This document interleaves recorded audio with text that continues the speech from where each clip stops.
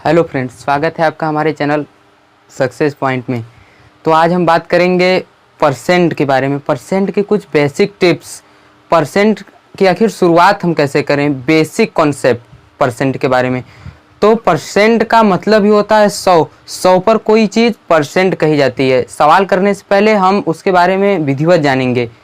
प्रतिशत को हम लोग नॉर्मली 100 से जानते हैं। 100 पर कोई चीज़ ही परसेंट कहलाती है। तो पॉलिटेक्निक के लेवल से परसेंट का कोई बेहतरीन सवाल आपके नज़रिए से छूटेगा नहीं, क्योंकि बहुत ज़्यादा नहीं पढ़ना है, केवल पॉलिटेक्निक के नज़रिए से। तो प्रतिशत बहुत इम्पोर्टेंट, ज़्यादा नहीं, केवल 2-3 सवाल इम्पोर्टेंट होते हैं जो कि हर साल आते हैं। तो मैं वीडियो को शुरू करता हूँ। तो प्रतिशत का मतलब, जैसा कि आप लोग जानते हैं कि 100 होता है। तो प्रतिशत, तो मेरा तरीका सबसे अलग होगा। पहले आप लोग ये देख लीजिए कि प्रतिशत होता क्या है। मैं बात करूं 1%। 1% होता है 1/100। नॉर्मली हम 1% को 1/100 लिखते हैं। इसका मतलब है 100 पर 1। यही आपका मेन कॉन्सेप्ट है। मैं बात करूं 10%, तो 10/100, ये सब तो आप लोग जानते ही होंगे। 20%, 20% मतलब 20/100 अर्थात 1/5। 50%, 50/100, 1/2। ये सब 2-3 सवालों के प्रैक्टिस के बाद आपको एकदम जुबान पर हो जाएगा, घबराने की जरूरत नहीं है। और 100%, 100% को 1, क्योंकि 100/100 को हम लोग 1 पढ़ते हैं। तो ध्यान दीजिएगा इस जगह। 1% का मतलब 100 पर 1, 10% का मतलब 100 पर 10, 20% का मतलब 20/100 यानी 5 पर 1, 50% का मतलब 2 पर 1, 100% का मतलब 1। अगर मैं कहूँ किसी विद्यार्थी ने 100% अंक प्राप्त किए तो आप समझेंगे कि फुल मार्क, लेकिन इसको समझना बहुत ही सरल है। देखिए, 100% का मतलब 1 में 1, यहाँ से वो बात क्लियर होती है। 50% का मतलब आधा, यानी 2 में 1। तो आप लोग को काफ़ी मदद मिलेगी इस चीज़ से। थोड़ा सा वीडियो कट कर दिया यहाँ से। अब हम कुछ बेसिक इंफॉर्मेशन जानेंगे। इससे आप लोग ये भी सीख सकते हैं कि भिन्न में, प्रतिशत को भिन्न में कैसे बदला जाता है। अगर कोई प्रतिशत है A%, तो उसको भिन्न में बदलने के लिए A/100। अगर कोई भिन्न, जैसे कि आप लोग यहाँ देख ही रहे हैं, जैसे कि A/B% है, तो यहाँ पर देख रहे हैं 1/100 का गुणा हुआ है। A/100 कब आया होगा? जब A × 1/100 का मल्टीप्लाई किया गया होगा। तो A/B का मतलब A/B × 1/100, यानी A × 100/B। ये प्रतिशत रूप, ये इसका भिन्नात्मक रूप। तो नॉर्मली एक आध साल आ जाता है ऐसा सवाल, जो कि बहुत इंपॉर्टेंट नहीं, फिर भी थोड़ा इंपॉर्टेंट होता है। तो अब हम लोग पढ़ेंगे अगले टॉपिक की ओर।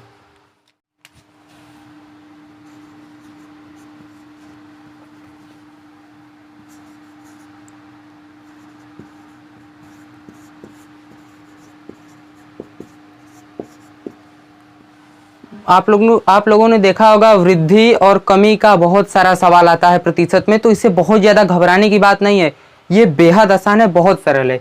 तो सवाल आता है जैसे कि यदि किसी वर्ग के क्षेत्रफल में 20% की, भुजा में 20% की वृद्धि कर दी जाए तो क्षेत्रफल में कितने प्रतिशत की वृद्धि होगी। तो वगैरह वगैरह आप लोग फालतू ट्रिक सूत्र याद करते हैं। वो सूत्र कहाँ से आता है? एकदम बेसिक इन्फॉर्मेशन। देखिए, अगर ये वर्ग है, इसमें 20% की अगर इंक्रीजिंग हुई इसके भुजा में, तो क्षेत्रफल में कितने प्रतिशत की वृद्धि होगी। तो आप लोग क्षेत्रफल का फॉर्मूला जानते हैं। वर्ग का क्षेत्रफल क्या होता है?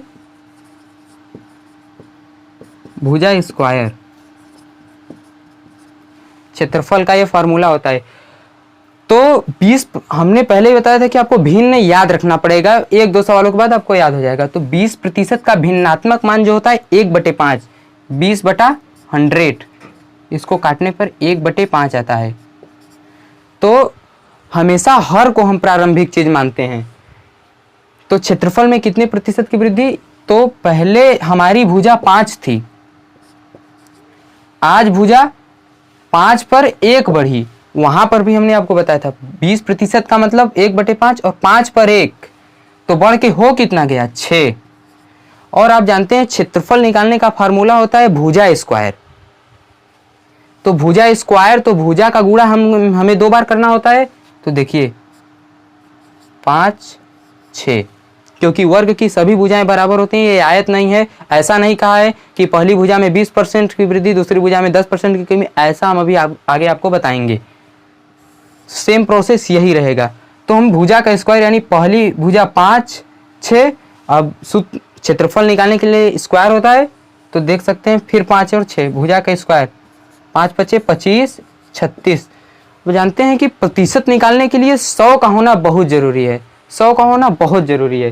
तो देखिए पहले क्षेत्रफल 25 था, अब क्षेत्रफल 36 हो गया। क्षेत्रफल में वृद्धि कितनी की हुई? 11 की। वो 11 की वृद्धि कितने पर हुई? 25 पर। तो 100 पर कितने की होगी? 44% की वृद्धि।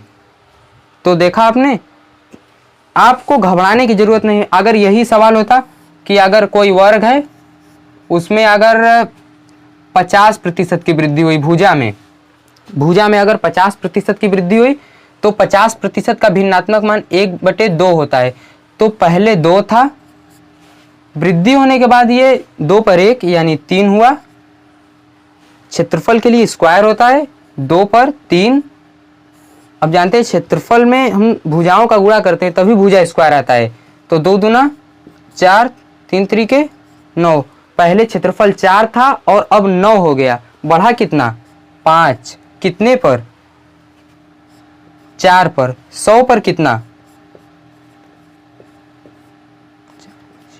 125%। यानी कि किसी ऐसे वर्ग जिसकी भुजा को हम अगर 50% वृद्धि करेंगे तो क्षेत्रफल में 125% की वृद्धि हो जाएगी। तो यही चीज आपको आयत में भी करना है, हालांकि मैं बता रहा हूं आयत के बारे में। ठीक है, बहुत सही है यार, नाइस कॉन्सेप्ट। अब तो पास हो जाएगा सही।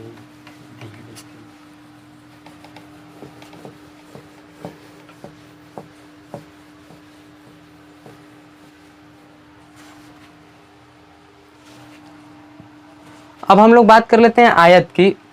जानते हैं आयत एक ऐसा ही होता है, मुझे बनाना नहीं था। ये भुजा यल होती है और ये बी, यल नॉट इक्वल टू बी, ऐसा होता है क्योंकि उसमें जो था सभी भुजाएं बराबर होती थी। सेम प्रोसेस वही है। तो होता क्या है कि अगर लंबाई में हम कहते हैं 10% की वृद्धि और चौड़ाई में कहते हैं 10% की कमी, तो कुछ लोग ऐसे होंगे जो सोचेंगे अरे 10% का जब वृद्धि हो गया और 10% की कमी, तो क्षेत्रफल में क्या? क्षेत्रफल में कोई वृद्धि नहीं होगी। लेकिन नहीं, ऐसा नहीं होता, क्योंकि वर्ग में अगर ऐसा होता, सभी भुजाएं बराबर होती, तो क्षेत्रफल में कोई परिवर्तन नहीं होता, क्योंकि प्रतिशत संख्या बढ़ने पर बढ़ता जाता है और यल और बी बराबर नहीं है। तो इससे आप अंदाजा लगा सकते हैं।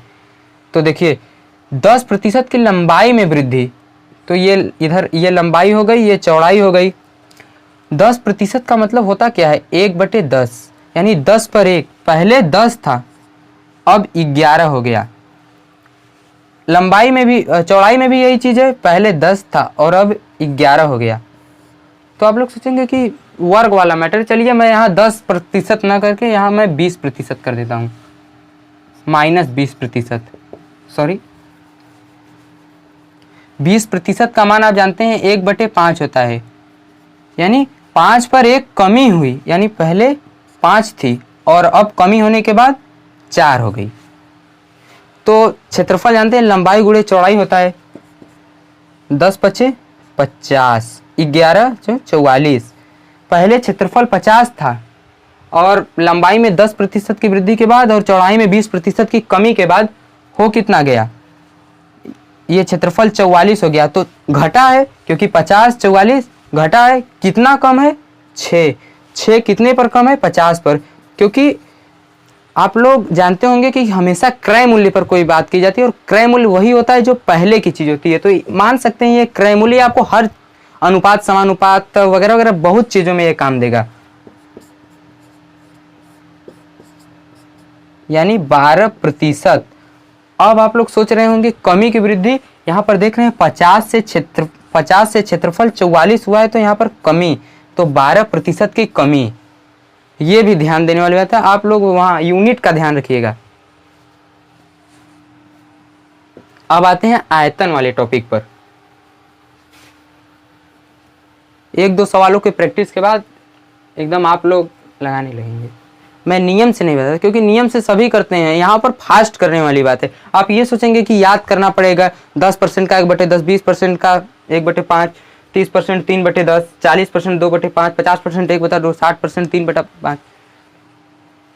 ऐसे आप 2-3 सवालों की प्रैक्टिस करेंगे, हो जाएगा। ये बहुत आगे तक काम देगा। आप किसी भी प्रतियोगी परीक्षा में बैठेंगे, ये बेस है इसका, ये वही से आता है। अब बात करेंगे हम आयतन की। तो आयतन का फार्मूला क्या होता है? आयतन का फार्मूले में मतलब आप जानते हैं कि घन होता है। अगर मैं घन की बात करूं, घन का आयतन तो भुजा क्यूब, बेलन का आयतन पाई, कितना बोलो, पाई यार काट दे बने के 4/3।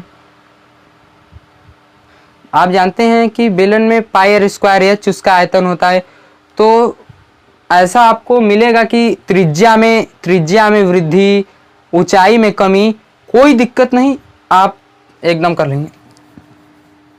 देखिए घन है, मैं घन ऐसे यहाँ पर देखिए, लंबाई में अगर 10% की वृद्धि, चौड़ाई में 40% नहीं, घन नहीं मान के चलिए, घनाभ है, 40% की वृद्धि और ऊंचाई में 50% की कमी कर दें तो क्या होगा? बस आपको केवल कॉन्सेप्ट देखना है, ये सब तो केवल मोहरा है। 10% का हम जानते हैं क्या होता है, 1/10। अब हम बार बार नहीं लिखेंगे। देखिए 10% का मतलब 1/10, 10 पर 1, यानी यहाँ पर बढ़ रहा है 10, 11। 40% का होता है 40/100, 2/5, 2/5। देखिए 2/5 यानी 5 पर 2, यानी 5 यहाँ पर है, यहाँ पर प्लस साइन है इसलिए यहाँ पर 7। यहाँ पर 50% का मतलब 1/2, यानी पहले 2 और अब 1, ये LBH। आप जानते हैं आयतन निकालने के लिए LB और H का गुणा किया जाता है। 10 × 50 × 100, यहाँ 77। आप देख सकते हैं पहले आयतन कितना था, 100 यूनिट क्यूब, अब 77 यूनिट क्यूब। तो आयतन कम हुआ है, कितना कम हुआ है, 27 का कमी हुआ। 27 कितना पर, 100 पर। ये 100 से 77 हुआ। अगर आप 100 का गुणा ना भी करें तो भी बात वही है, यानी 27% की कमी आएगी। आप लोग सोच रहे होंगे कि त्रिज्या में ऐसा क्यों, तो अभी मैं आपको त्रिज्या वाला मैटर भी क्लियर कर देता हूं।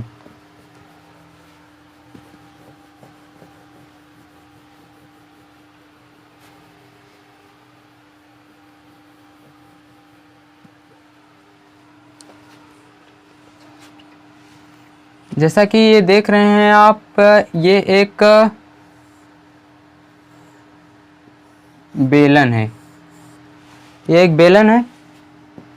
अगर इसकी त्रिज्या में 10% की वृद्धि, 10% की वृद्धि कर दें तो आयतन पर क्या प्रभाव पड़ेगा? ध्यान देना है आपको। इसमें केवल 2 चीज होता है, R और H, यानी कि त्रिज्या और ऊंचाई। ऊंचाई के बारे में न बोले तो दिमाग नहीं लगाना है, अगर बोले तो अभी बता रहा हूं। इसका आयतन देखिए होता क्या है, पाई R स्क्वायर H, पाई R स्क्वायर H इसका आयतन होता है। तो आप लोग सोच रहे होंगे कि वहां पर तो भुजा था, यहाँ पर पाई है। आप दुनिया का कोई भी बेलन हो उसमें पाई का गुणा जरूर देखेंगे। पाई हमेशा कांस्टेंट होता है। वृत्त के क्षेत्रफल में पाई R स्क्वायर, वहां पर पाई हमेशा होता है। अगर आप पाई का गुणा कराना चाहते हैं तो केवल प्रॉब्लम होगी, बाद में कट जाएगा, इसलिए हम यहाँ पर पाई को नहीं लेके चलेंगे, वही मैटर रहेगा। देखिए अगर त्रिज्या में 10% की वृद्धि हो तो आयतन पर क्या प्रभाव पड़ेगा। देखिए 10% का अर्थ होता है 1/10 यानी 10 11 10 11। सेम मैटर वही है, यहाँ पर स्क्वायर होता है, बस आपको ध्यान यही देना है। अगर इसी सेम प्रोसेस पहले की तरह अगर यही रहता कि हाइट में भी 10% की वृद्धि, हाइट में भी अगर 10% की वृद्धि, चलिए मैं 10 नहीं यहाँ मैं 30% ले लेता हूँ।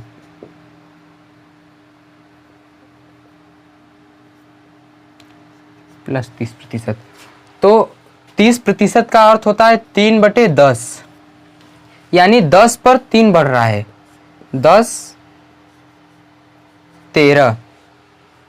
तो पाई का अगर आप यहां गुणा कराएंगे, देखिए ये आर स्क्वायर, ये क्या है, ये आर स्क्वायर, और ये क्या है एच।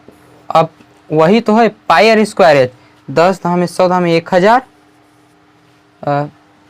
11 के स्क्वायर 121 इंटू 13, 3 एकम 3 बात है 36, 1 2 1 3 7 5 1, यहाँ पर 1573। आप सोच रहे होंगे कि पाई को क्यों नहीं लिया, क्योंकि पाई कांस्टेंट होता है। अगर आप देखिए सूत्र लगाइए, यहाँ पर इसी में पाई का गुणा होता है तो आयतन होता है, अगर आप सूत्र से भी निकालेंगे तो भी पाई कॉमन हो जाएगा और नीचे वही प्रारंभिक पाई से भाग देंगे, कट जाएगा। पाई का यहाँ पर कोई रोल नहीं है, पाई का यहाँ पर कोई रोल नहीं है। तो कितना की आप देख रहे हैं कि पहले 1000 आयतन था, 1573 है, कितना की वृद्धि हुई, यानी आयतन में जो हुई वो वृद्धि हुई कितने की, 573 की। कितने पर, 1000 पर। तो 100 पर कितने की होगी, यहाँ पर 100 का गुणा 57.3% की यहाँ पर वृद्धि हुई है आयतन में। सेम प्रोसेस वही है, आपको करना कुछ नहीं है।